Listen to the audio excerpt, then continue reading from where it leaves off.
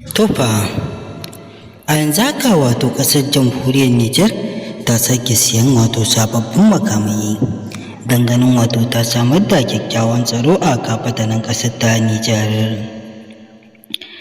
Masu sauraro suka gyara zama ka biyo ma ƙarshen wannan bidiyo namu domin ka ji abin da muke tafe da shi daga ƙasar ta jamhuriyar Nijar da kuma dalilin da ya sa wato gwamnatin CNSP ta wato Janar Abdurrahman Chani ta sanar da wato siyan wayannan makamai.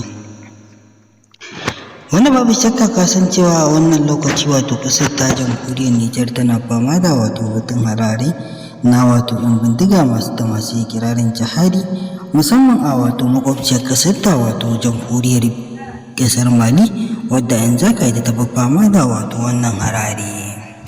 Sai dai babu shakka a wannan lokaci ƙungiyoyin wato AES sun tabbatar da wato ci gaban haɗakarsu don ganin wato sun tallafa a junansu na ganin wato sun samar da ingantaccen tsaro a yankin Sahel ɗin baki ɗaya. Masu sauraro dai kada ka manta idan ya kasance ne shigo ka channel ɗin tamu ta farko, da ka dangwala mana alamar subscribing sannan ka dangwala mana alamar ƙararrawar sanarwa domin takan ne za ka dinga samun labaranmu zafafa da dumudumunsu. Sannan kada ka manta ya mana like a ƙasan bidiyon nan namu. Mun gode.